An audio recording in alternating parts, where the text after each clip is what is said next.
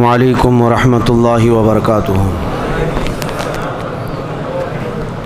الحمد للہ وکفا وسلام علی حبیبہ المصطفیٰ، اما بعد فاعوذ باللہ من الشیطان الرجیم، بسم اللہ الرحمن الرحیم۔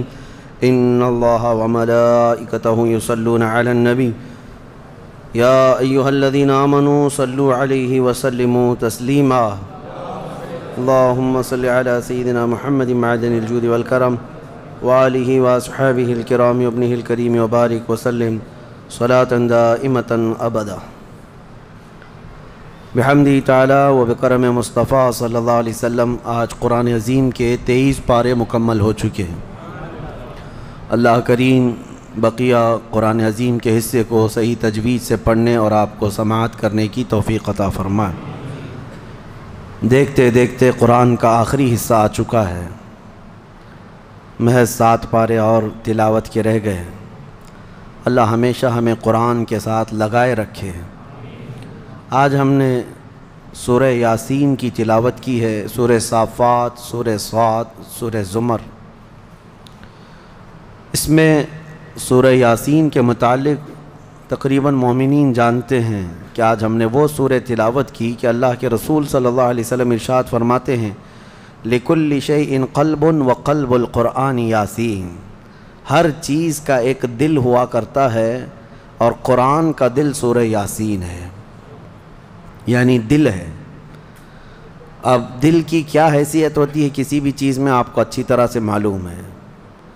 دل جو ہے رئیس کی حیثیت رکھتا ہے، امیر کی حیثیت رکھتا ہے جسم کے اندر۔ اسی طرح قرآن عظیم میں سورہ یاسین امیر کی حیثیت رکھتا ہے، دل کی حیثیت ہے۔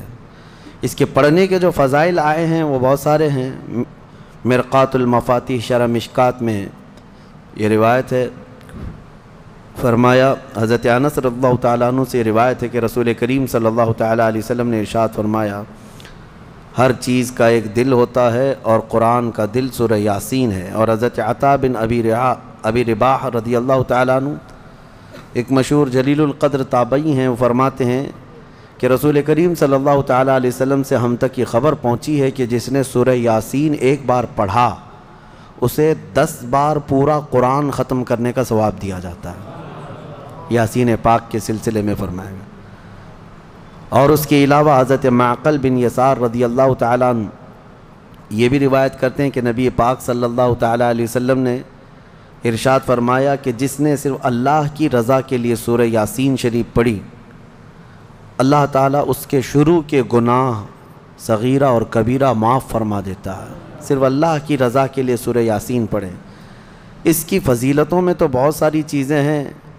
فرمایا گیا کہ اگر آدمی راستہ بھٹک جائے کہیں جنگل میں تو سورہ یاسین پڑھ لے، اللہ اسے راستہ عطا کر دے گا۔ اور اگر بہت شدت کی بھوک ہے اور کھانے کو کچھ نہیں ملتا، اس کو ایسی جگہ پر ہے اور سورہ یاسین پڑھے، اس کے لیے دوا بھی ہے، غذا بھی ہے اور شفا بھی ہے۔ سورہ یاسین پیٹ بھر دیا کرتی ہے، اس کے اندر اللہ تعالیٰ نے یہ اثر رکھا ہے۔ اور پھر یہ حدیث حضرت ابو ہریرہ رضی اللہ تعالیٰ عنہ سے فرمایا جو سورہ یاسین رات کو پڑھ کر کے سوئے گا، اگر اس رات یا صبح اٹھنے سے پہلے اس کا انتقال ہوا تو اس کو شہیدوں میں اٹھایا جائے گا، ہاں اس کی بخشش ہو چکی ہوگی۔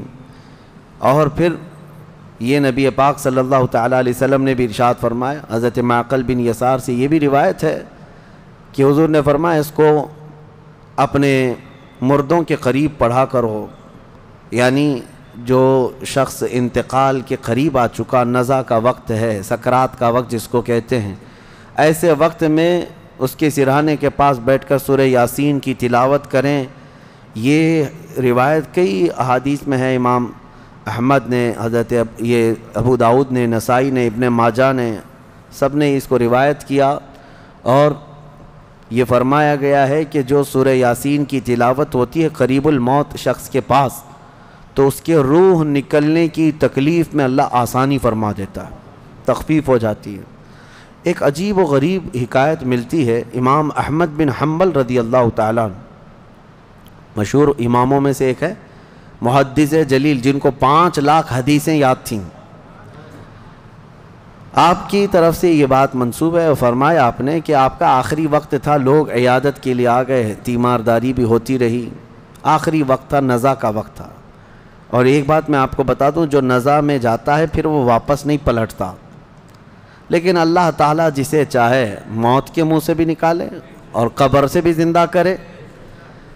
امام احمد بن حنبل کے متعلق ہے کہ وہ نزا کے حالت میں جا کر قریب الموت تھے، اس کے بعد پھر وہ صحیح بھی ہو گئے، پھر آ گئے، کیونکہ انہیں کچھ بتانا تھا۔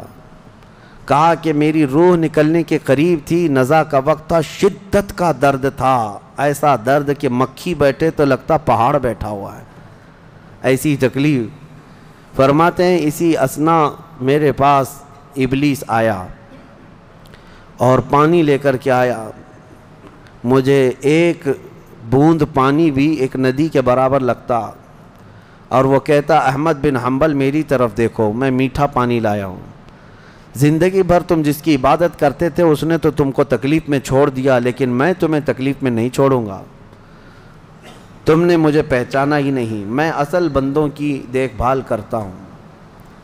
عزیزان اکرامی، یہاں پر میں رک کر کے ایک بات کہوں گا، ابھی ایک دنیا میں فرقہ جنم لیا ہے، بلکہ یہ کافی سالوں سے ہے، عباد الشیطان ان کو کہا جاتا ہے، یہ ڈیول ورشپرز، شیطان کے بندے، شیطان کی پوجا کرنے والے، اور ابلیس کو وہ رب العالمین کہتے ہیں۔ وہ کہتے ہیں اصل جو چیز ہے وہ ابلیس ہی ہے، تم لوگ سب جو ہے جس کو خدا کہہ رہے وہ خدا ہے نہیں، شیطان جو ہے وہ اصل خدا ہے۔ الومناتی کا پورا نظام اسی پر جمع ہوا ہے، اگرچہ اس کو سیکریٹ اور خفیہ کہتے ہیں، کوئی چیز سیکریٹ اور خفیہ نہیں، اوپنلی بہت ساری چیزیں ان کی ہوتی ہیں، لیکن وہ ہر ایک کے دماغ میں یہ ڈالنا چاہتے ہیں کہ اصل خدا یہ ابلیس ہے، شیطان ہے، تم نے نام اس کا شیطان رکھا ہے، اصل میں وہ رب العالمین ہے، نعوذ باللہ۔ اگر ان لوگوں سے پوچھیں جو الومناتی کا عقیدہ رکھتے ہیں یا ان کی ہاں میں ہاں بھرتے ہیں، یا پھر ان کے آگے پیچھے بھاگتے ہیں دولت کو دیکھ کر کے، وہ کہتے ہیں ہم کو دنیا میں جو چاہیے وہ سب ہمیں ابلیس دے دیتا ہے، تو خدا تو یہی ہے، وہ ہمارے ساتھ ساتھ ہے، ہر گھڑی ہے، دیکھو تمہاری حدیثوں میں لکھا ہوا ہے کہ تمہارے خون کے ساتھ دوڑتا ہے شیطان، تو خدا تو وہی ہے جو اپنے ہر بندے کے ساتھ ہوتا ہے۔ بڑے عجیب و غریب دلائل ان کے پاس ہے شیطان کے متعلق، اللہ تبارک و تعالی حفاظت فرمائے۔ میں آتا ہوں، ہم نے سورہ یاسین میں بھی آج تلاوت کیا ہے کہ اللہ تعالیٰ نے قیامت کے دن یوں فرمائے گا اللہ وَامْتَازُوا الْيَوْمَ أَيُّهَا الْمُجْرِمُونَ، اے فرشتوں آج مجرموں کو الگ کر دو، ان کی پہچان الگ بنا دو۔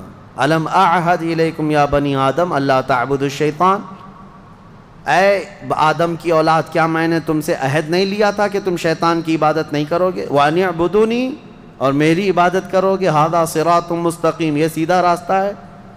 وَلَقَدْ أَضَلَّ مِنْكُمْ جِبِلًّا كَثِيرًا، اس نے تم کو گمراہ کر دیا غلط عادتیں ڈال کر کے۔ أَفَلَمْ تَكُونُوا تَعْقِلُونَ، کیا تمہیں عقل نہیں ہے؟ یہ قیامت کے دن شیطان کے پجاریوں سے کہا جائے گا۔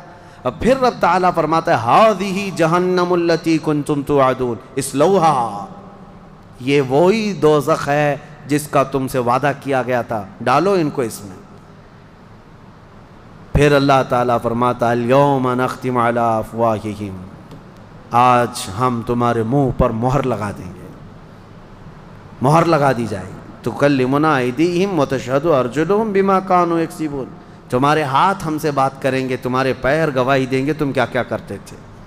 قیامت کا منظر ہے سورہ یاسین میں۔ میں جو بات عرض کر رہا تھا وہ ادھوری نہ رہ جائے۔ امام احمد بن حنبل کی موت کا وقت تھا، وہ کہتے ہیں شیطان آ گیا، ابلیس کہنے لگا میری طرف دیکھو، میں تمہارا اصل رب ہوں، میں تمہیں تکلیف میں نہیں چھوڑ سکتا، فلاں فلاں فلاں۔ کہتے ہیں میں عجیب کشمکش میں تھا کہ اس کے ہاتھ سے پانی لے لوں، مجھے مصیبت میں اس حالت میں یہ مدد کے لیے آئے، کیا کروں کیا کروں۔ گمراہی نزا کے وقت بڑے بڑے لوگوں کا ایمان چلا جاتا ہے۔ امام احمد بن حنبل کہتے ہیں بچنا تو چاہ رہا تھا لیکن میری طاقت نہیں تھی کہ اس کو بھگاؤں کسی طرح۔ اچانک ایک خوبصورت نوجوان آیا سفید لباس میں، آتے ہی اس نے گھونسے مارنا شروع کیا ابلیس کو، اور ابلیس اتنی تیز بھاگا کہ پیٹھ پھیر کر بھاگتا چلا گیا۔ امام احمد بن حنبل کہتے ہیں میں اس نوجوان سے پوچھا کہ تو مجھے ابلیس سے بچا دیا اس وقت نزع کے وقت میں، تو کون ہے؟ اس نوجوان نے کہا میں سورہ یاسین ہوں جس کی تم روزانہ تلاوت کرتے ہو، تم روزانہ جو مجھ کو تلاوت کرتے ہو میں وہ سورہ یاسین ہوں۔ نزع کے وقت سورہ یاسین ایمان کی حفاظت کرے گا، یہاں تک کہ قیامت کے دن اپنے پڑھنے والے کی یہ سفارش کرے گا اللہ کی بارگاہ میں کہ اللہ یہ مجھے تلاوت کرتا تھا، اس کی بخشش فرما دے۔ اور ایک حدیث یہ بھی ہے جس نے صبح کے وقت دن کے شروع کے وقت میں سورہ یاسین پڑھ لیا، حضور صلی اللہ علیہ وسلم فرماتے ہیں اللہ تعالیٰ اس کو دنیاوی بلاؤں سے آفتوں سے محفوظ فرما دے، وہ دن اس کا محفوظ ہو گیا۔ عادت یہ ڈالو فجر کے بعد سورہ یاسین شریف کی تلاوت ہو جائے۔ سورہ یاسین میں بہت اہم پیغامات ہیں، اللہ کریم نے نظام کائنات اس میں بیان کیا ہے، انبیاء کرام کے معاملات بیان کیے، اور اس کے بعد یہ قیامت کا منظر بھی اللہ نے فرمایا، جنتیوں کا بھی حال، دوزخیوں کا حال بھی بیان کیا۔ اولئک اصحاب الجنتی، یعنی جنت والے جو ہیں ان کانت الا صیحۃ واحدۃ فاذا هم خامدون، یہاں سے اللہ تبارک و تعالیٰ نے ان لوگوں کا بھی ذکر فرمایا جن کے پاس رسول آئے اور انہوں نے جھٹلا دیا۔ یا حسرۃ علی العباد ما یأتیہم من رسول الا کانوا بہ یستہزئون، یہ بندوں پر بڑا افسوس ہے کہ جب کبھی ان کے پاس کوئی رسول آتا تو مذاق اڑاتے تھے۔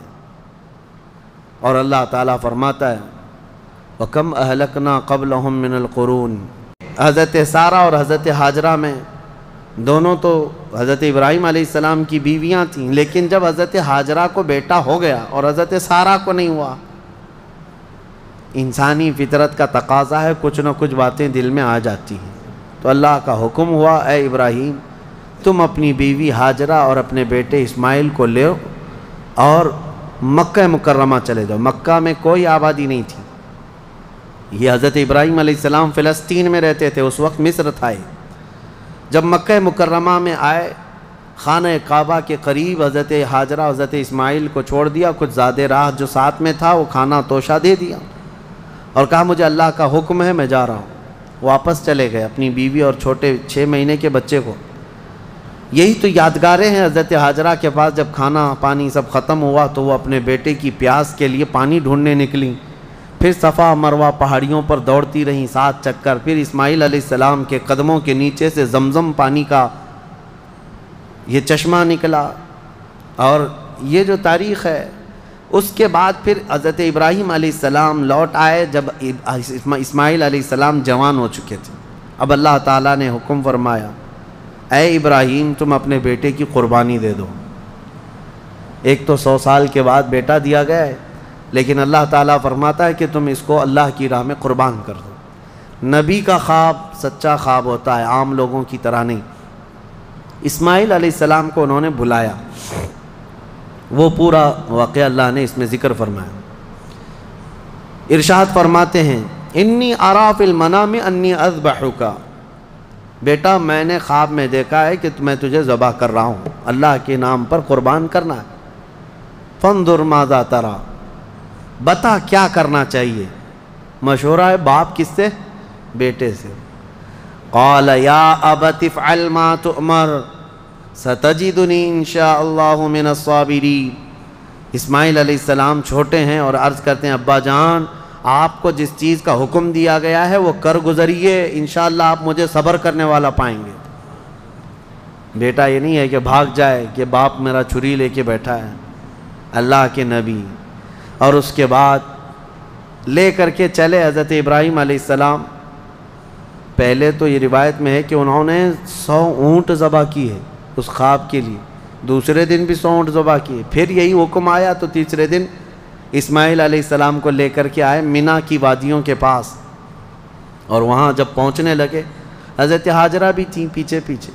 ابلیس آیا، شیطان آیا، ابراہیم علیہ السلام سے کہنے لگا اتنے سالوں بعد تو بیٹا ہوا اور تم ذبح کرنے لے جا رہے ہو، تمہیں ہو سکتا ہے وہم ہو، چھوڑ دو اس کو، پھر تمہیں بچہ نہیں ہو سکتا۔ تب حضرت ابراہیم علیہ السلام نے زمین سے 7 کنکریاں اٹھائی اور اس کو دے مارا اور کہا یہ اللہ کا حکم ہے، اللہ کا حکم ہے، اور میرے رب تبارک تعالیٰ کے حکم کے آگے میں کسی کے لیے کوئی رعایت نہیں رکھتا۔ وہ حضرت ہاجرہ کو بہکایا کہ تمہارے بیٹے کو تمہارے شوہر ذبح کرنے لے جا رہے ہیں۔ حضرت ہاجرہ نے کہا مجھے معلوم ہے وہ اللہ کے حکم سے کر رہے ہیں، اور اگر اللہ کا حکم ہے تو ایسے 100 بیٹے اسماعیل بھی ملے میں سب قربان کروں گی۔ ماں بھی تھی، انہوں نے بھی کنکریاں ماری ابلیس کو۔ آخری حضرت اسماعیل علیہ السلام کے پاس آیا، کہا تجھے پتہ ہے تیرے باپ کیسے تجھے کاٹیں گے، کیسے ذبح کریں گے؟ حضرت اسماعیل علیہ السلام نے کہا ابلیس، کنکریاں ماری اور کہا میرے باپ عام آدمی نہیں، اللہ کے نبی ہیں، وہ جو کرتے ہیں وہ اپنی مرضی سے نہیں اللہ کے حکم سے کرتے ہیں۔ سب جگہ سے مایوس گیا ابلیس لعین۔ آج بھی وہاں 3 پتھروں کو جو حاجی کنکریاں مارتے ہیں وہ انہی بزرگوں کی نشانی ہے، انہی 3 بزرگوں کی نشانی ہے۔ اب جب لٹایا حضرت ابراہیم علیہ السلام نے تو کس طریقے سے اسماعیل علیہ السلام خود عرض کرتے ہیں کہ ابا جان اپنی آنکھوں پر پٹی ڈال لیجیے آپ، کہ مجھے کاٹتے ہوئے دیکھ کر، خون دیکھ کر باپ کی محبت غالب نہ آ جائے اور کہیں آپ اللہ کے حکم کے خلاف نہ ہو جائے، آپ چھری روک لیں، آپ آنکھوں پہ پٹی ڈال لیں اور میرے ہاتھ پیر کو رسی سے باندھ دیں کہ میں تڑپتا نہ دیکھیں آپ۔ ایسے ہی ہوا، حضرت ابراہیم علیہ السلام نے پٹی ڈال لی آنکھ پر اور ان کے ہاتھ پیر باندھ دیے گئے۔ یہ ذبح کرنے کا وقت ہے۔ بھلا کیا رب تبارک و تعالیٰ بھی کسی کے عزیز کو ذبح کرنے کا حکم اس طرح دے گا؟ یہ تو امتحان تھا، امتحان تھا۔ حضرت ابراہیم علیہ السلام گردن پر چھری رکھتے ہیں لیکن وہ چھری چلتی نہیں، بڑی تیز چھری لائی تھی انہوں نے، چھری نہیں چلتی۔ روایات میں ملتا ہے کہ حضرت ابراہیم علیہ السلام نے اس چھری کو پتھر پر یوں مارا تو پتھر 2 ٹکڑے ہو گئے، کٹ کے 2 ٹکڑے ہو گیا، لیکن گلا نرم و نازک اس چھری سے نہیں کٹتا تھا۔ ایک بات یاد رکھو مسلمانوں، ہمیشہ چھری کی تاثیر ہے کاٹنا، آگ کی تاثیر ہے جلانا، لیکن ہمیشہ ایک بات یاد رکھیں، چھری کاٹے گی بھی، آگ جلائے گی بھی اس وقت جب اللہ کی مرضی ہوگی۔ ہمارا عقیدہ یہ ہے، تقدیر، ہاں ان کی تاثیر ہے، یہ کام یہی کریں گے، لیکن اس کے ساتھ ہمارا عقیدہ یہ ہے اگر میرا مولا نہ چاہے تو پھر جتنی تیز چھری ہی کیوں نہ ہو نہ کاٹ سکے گی، جتنی تیز آگ ہی کیوں نہ ہو نہ جلا سکے گی، اور اگر مولا کی مرضی ہے تو پھر یہ چیزیں اپنا اثر دکھائیں گی، باقی ان کا اثر اللہ کی مرضی کے بغیر کچھ نہیں۔ چھری جیسی ہی گردن پر رکھی، اللہ کا حکم ہوا جبرائیل جاؤ جنت سے ایک دمبا لے کر جاؤ، میرے ابراہیم کا امتحان ہو گیا اور کامیاب ہوئے، ان کے بیٹے اسماعیل کو ہٹاؤ اور دمبا رکھو۔ جبرائیل امین علیہ السلام سب سے تیز سفر کرتے ہوئے دنیا میں 3 بار آئے ہیں، سب سے تیز۔ ایک اس وقت جب یوسف علیہ السلام کو ان کے بھائیوں نے کنویں میں ڈالا تھا، کنویں میں گرنے سے پہلے جبرائیل امین آ چکے تھے اور حضرت یوسف علیہ السلام کو پکڑ کر بٹھا چکے تھے۔ دوسرے جب ظالموں نے ابراہیم علیہ السلام کو آگ میں ڈالا تھا، ادھر سے وہ آگ میں پھینکے تھے، اس وقت جبرائیل امین اتر رہے تھے اور جبرائیل امین حضرت ابراہیم کی آگ میں جانے سے پہلے ہی ان کی مدد کے لیے آ چکے تھے۔ اور تیسرے یہ جب اسماعیل علیہ السلام کی گردن پر چھری رکھ چکے تھے، کون؟ ابراہیم علیہ السلام، اور چھری ہلانے سے پہلے جبرائیل امین آ کر کے ان کو اٹھا چکے تھے۔ وہ جبرائیل امین کی رفتار ہے جو میرے مصطفیٰ کے قدموں کا بوسہ دیا کرتے ہیں۔ یہ جبرائیل کی رفتار ہے جو رسول اللہ کے قدموں کا بوسہ دیتے ہیں، جو قدمہائے رسول کا بوسہ لے کر سدرہ کا مکی اتنا تیز رفتار ہے تو میرے مصطفیٰ کی رفتار کا عالم کیا ہے؟ میرے عزیزو، اس کے بعد جب یہ دمبا ذبح ہو گیا، ابراہیم علیہ السلام نے پٹی نکالی، دیکھا بیٹا سلامت ہے، بکرا ذبح ہو گیا ہے۔ قرآن میں اللہ فرماتا ہے وَنَادَيْنَاهُ أَن يَا إِبْرَاهِيمُ قَدْ صَدَّقْتَ الرُّؤْيَا إِنَّا كَذَلِكَ نَجْزِي الْمُحْسِنِينَ، ہم نے پکارا اے ابراہیم تم نے ہمارے حکم کو سچ کر دکھایا اور ہم ایسے ہی اچھا کرنے والوں کو بدلہ دیتے ہیں۔ وَفَدَيْنَاهُ بِذِبْحٍ عَظِيمٍ، پھر ان کو لقب دیا گیا کہ وہ ذبح عظیم ہے۔ کیا ہے؟ ذبح عظیم۔ اب یہاں پر ایک مسئلہ ہے یہودیوں کا۔ یہودی جو ہے اتنے سالوں سے اسی گھن چکر میں ہیں، وہ یہ نہیں مانتے قربانی ہوئی ہے، قربانی ہوئی ہے یہ مانتے ہیں، ابراہیم علیہ السلام نے اپنے بیٹے کی قربانی کی ہے یہ مانتے ہیں، لیکن وہ اسماعیل علیہ السلام نہیں تھے، وہ اسحاق علیہ السلام تھے، کیونکہ ان کے باپ ہیں اسحاق علیہ السلام کی اولاد میں ہے نا یہ لوگ بنی اسرائیل، تو کہتے ہیں جو ذبح ہوئے تھے وہ اسحاق علیہ السلام تھے، اسماعیل علیہ السلام نہیں تھے۔ وہ اسی پٹی پڑھاتے ہوئے اتنے سال ان کے گزر گئے۔ میں ایک آیت پڑھتا ہوں جس سے پتہ چلے گا آپ کو کہ حضرت اسماعیل علیہ السلام حضرت ابراہیم کے بڑے بیٹے تھے، پہلے وہی تھے، اور جو پہلا بیٹا تھا اسی کی قربانی ہوئی ہے، یہ بات پکی ہے۔ جیسے کہ حضرت ابراہیم علیہ السلام کی یہ دعا قرآن میں الحمدللہ الذی وہب لی علی الکبر اسماعیل و اسحاق، تمام تعریفیں اس اللہ کے لیے جس نے بڑھاپے میں مجھے اسماعیل دیا اور اسحاق دیا، یعنی حضرت سارہ سے پھر حضرت اسحاق بھی پیدا ہو گئے بعد میں، لیکن پہلے کون پیدا ہوئے؟ حضرت اسماعیل۔ اب دوسری بات یہ بھی ہے کہ حضرت سارہ کو بیٹا نہیں تھا، تبھی تو حضرت ہاجرہ سے نکاح ہوا اور بیٹا ہوا، اس کے بعد پھر حضرت ابراہیم مکہ چھوڑ کر کے آئے۔ یہ سارے معاملات کیوں ہوئے؟ اس لیے کہ حضرت سارہ سے کوئی اولاد نہیں تھی، ہاں بعد میں حضرت سارہ سے حضرت اسحاق علیہ السلام پیدا ہوئے۔ بہرحال یہ فیصلہ تو قیامت کے دن ہوگا، لیکن میرے آقا صلی اللہ تعالیٰ علیہ وسلم نے حدیث پاک میں ارشاد فرمایا انا ابن الذبیحین، میں دو ذبیحوں کا بیٹا ہوں، میں دو ذبیحوں کا بیٹا ہوں۔ یہ کیا مطلب ہے اس حدیث کا؟ حضور پاک صلی اللہ تعالیٰ علیہ وسلم کے والد حضرت عبداللہ جو حضور کی ولادت سے پہلے انتقال کر چکے ہیں، بچپن میں یہ اتنے بیمار ہوئے تھے کہ حضرت عبد المطلب حضور صلی اللہ علیہ وسلم کے دادا، انہوں نے یہ خانہ کعبہ میں یہ نذر کر لیا تھا کہ میں اپنے اس بیٹے کے قربانی دوں گا۔ کس کی؟ حضور صلی اللہ علیہ وسلم کے باپ حضرت عبداللہ کی۔ پھر جب ان کی طبیعت صحیح ہو گئی تو حضرت عبد المطلب نے 100 اونٹ ذبح کیے تھے، جان ذبح نہیں کی جاتی، قربانی کے بدلے 100 اونٹ ذبح کیے تھے۔ اسی طرح حضرت اسماعیل علیہ السلام کے بدلے میں بھی حضرت ابراہیم علیہ السلام نے کیا کیا تھا؟ 100 اونٹ ذبح کیے تھے۔ تو حضور فرماتے ہیں میرے باپ بھی ذبیح ہیں، میرے دادا اسماعیل بھی ذبیح ہیں۔ تو ذبیح کا لفظ کس کے لیے آیا ہے؟ اسماعیل علیہ السلام کے لیے آیا ہے۔ لہٰذا دنیا جو بھونکتی ہے بھونکنے دو، میرے مصطفیٰ نے فرمایا ذبح عظیم اسماعیل علیہ السلام ہی تھے، اسماعیل علیہ السلام ہی تھے۔ اللہ کریم ان واقعات سے ہمیں درس کی توفیق عطا فرمائے۔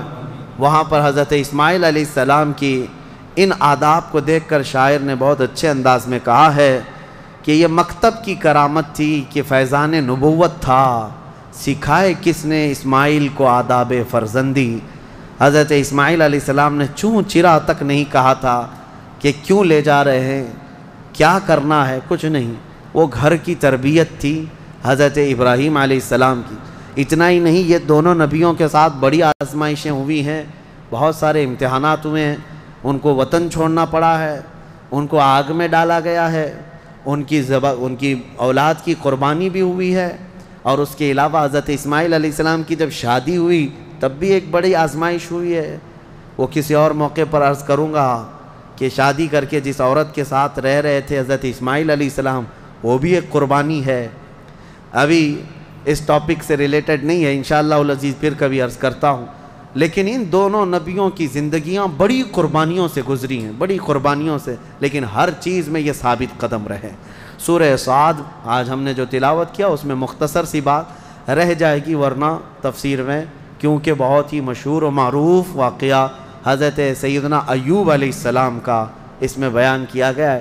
حضرت ایوب علیہ السلام کا نام بہت سارے لوگ اس طرح لیتے ہیں، حضرت صبر ایوب، کیونکہ صبر کا لفظ جو ہے حضرت ایوب علیہ السلام کے ساتھ ایسا جڑا ہوا ہے کہ سب سے زیادہ صبر کرنے والوں میں ان کا نام آتا ہے، لیکن میرے مصطفیٰ کریم صلی اللہ علیہ وسلم سے زیادہ نہیں، یعنی ہر از اخلاق میں میرے آقا صلی اللہ تعالیٰ علیہ وسلم کی برتری ثابت ہے۔ حضرت ایوب علیہ السلام کی آزمائش ہوئی تھی، ان کی بیویاں بھی بہت تھیں، بچے بھی بہت تھے، مال بھی بہت تھا، وہ ہمیشہ عبادت میں رہتے تھے۔ اللہ تعالیٰ نے ایک بار آندھیوں کے ذریعے سے ان کے باغیچے ختم فرما دیے، ان کے جانور ختم ہو گئے، ان کی بیویاں ایک کے بعد دیگر مر گئیں، انتقال کیں، اور ان کی اولاد بھی دھیرے دھیرے سب انتقال کر گئے، اور اس کے بعد وہ خود بیمار ہوئے، اتنے بیمار کہ ان کے جسم کے گوشت کے حصے کٹ کے گرتے تھے، بستر پر سو جائیں تو چمڑی بستر پر لگ جاتی تھی۔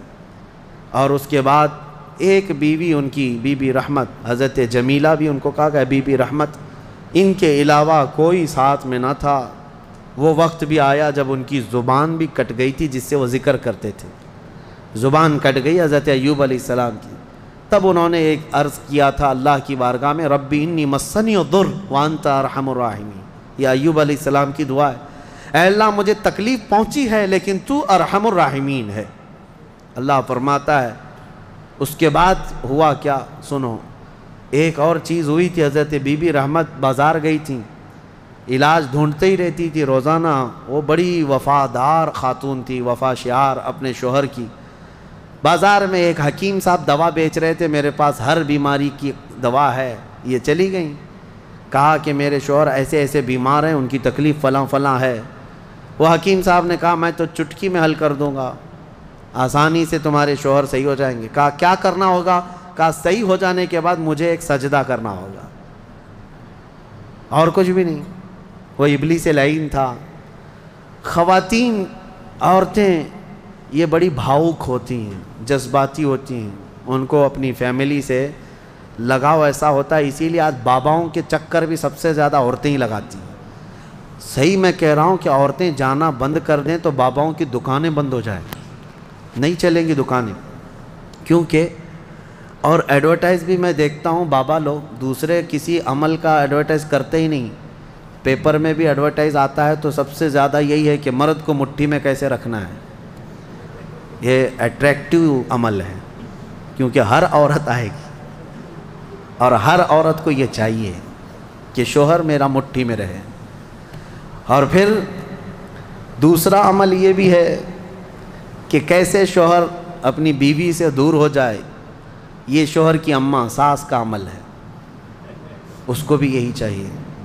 اور بابا انہی دو عورتوں کے بیچ میں کھیلتا رہتا ہے، ایک کو محبت کی تعویذ دیتا ہے، ایک کو نفرت کی دیتا ہے، اور ہر 8 دن پر وہ چکر کاٹتی رہتی ہیں۔